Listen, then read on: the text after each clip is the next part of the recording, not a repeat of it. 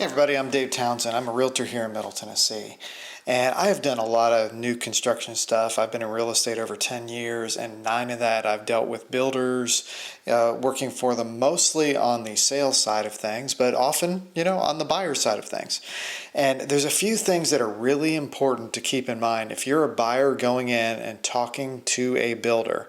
And so that's what I'm going to go over here. There's a few things that are just critical that you need to think of ahead of time before you go into it. And everything I'm talking about today is all about how to work with the builder. It's not about the specifics of the build, it's just about the way you treat each other and the way that you work together to achieve a really good product for yourself and something that the builder can be proud of as well. So let's get into that.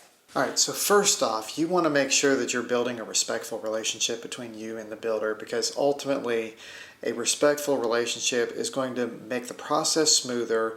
There's probably some advantages that you would receive off of that by just being a nice person to the builder. I've talked to builders a lot of times where they've got a client who's just really hard to work with, and they're angry all the time. They're emailing and texting at all hours of the night, and they're just hard to work with, so they don't give an inch on any kind of asks. But then there's other clients who have been completely respectful, are really nice people, and they go out of their way to make sure that things happen. So my first and probably the most important piece of advice when working with builders is to treat them with respect. That doesn't mean that they're right all the time. It doesn't mean that you're wrong. If something goes wrong, you've got to work it out. But when you have that respectful relationship with a builder, you can go through and make things easier, and the resolution is ultimately going to be a lot better for everybody. So in the realm of respect, one of the most important things you can respect of a builder is their time. Now, they work a long day. They start off very early in the morning as soon as they can work, and then they're probably done maybe even later after 5 p.m. or something from the job site. So they're there all the time working with the subs, working with all the people on site. When they go home, they've got families. And so probably one of the most important things is to respect that off time.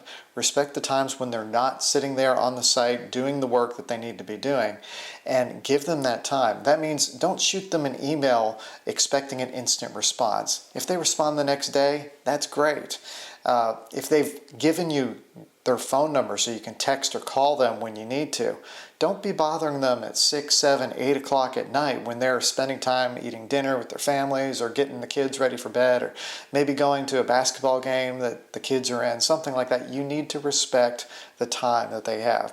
My advice as far as emails and texts and stuff goes is try to do it during business hours.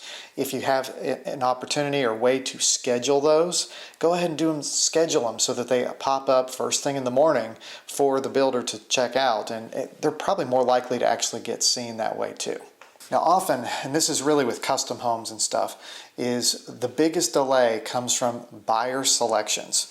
So if you are taking a really, really long time and the builder really needs to get stuff ordered, you need to get that in as quickly as possible. There's a lot of things, like when you're ordering brick or you're ordering windows, that you need to have done very early in the process so that it arrives on site on time. Because you don't want to have a framed up house and then have to wait for 3 or 4 weeks for your windows to go in. You need it then and there. Some of the later things can be done later.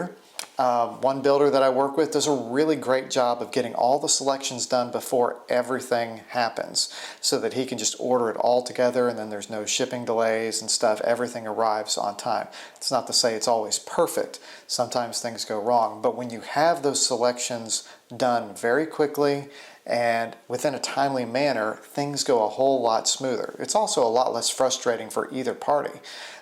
Picking things out can be very stressful on the buyers too.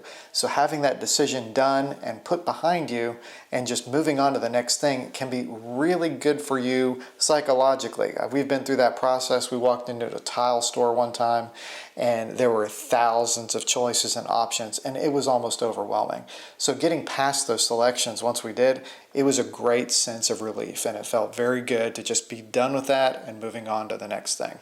So try to get everything in as quickly as you can, and if the builder asks you a question, try to respond to that as quickly as you possibly can.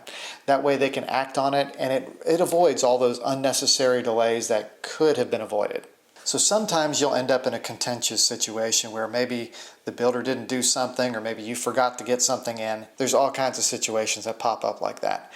Go into the situation and the conversation in a very positive way. Always try not to be accusatory. Don't make comments about the builder forgetting to do something, or you should have done this, you should have done that. Those things do not work well. Just appeal to their sense of duty of getting the job done, and talk to them in a respectful tone of voice, because ultimately what you both want is to complete the job and to get everything all situated as it was supposed to be. And if you start going into it with a contentious attitude where you are making accusations about things that they did or didn't do, then it's going to get more difficult.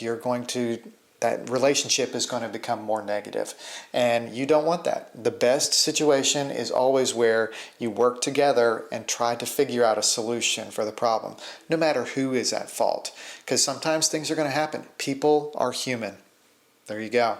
People are human. A builder is a human being. They make mistakes, their subs make mistakes, things happen. Go into it with a positive attitude and try to come up with a good solution. Emails are a great way to communicate. Now, if you're asking questions about something, they can give you an answer in their own time frame. The other thing with emails is once you have put it down in an email, there is a traceable trail that you can go back and see what was said when, what was agreed to, all that kind of stuff. So even if you have a phone conversation with somebody and they agree to do what you've asked to do and you've discussed it, put it down in an email and send over. A lot of times people forget things. So if it's there on that email, and instead of just the spoken word, you've got something to refer to find out what was actually done and what was said and what was agreed to.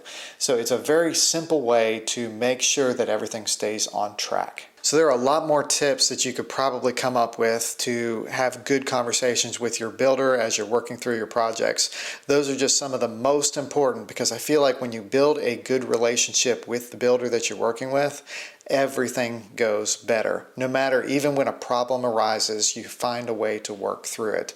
And if you've got that good relationship all the way through and afterward, that's ultimately what that builder really wants, because he wants you to recommend him to someone else.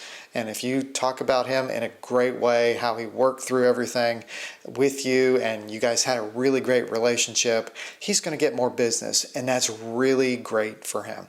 So those are my tips for today.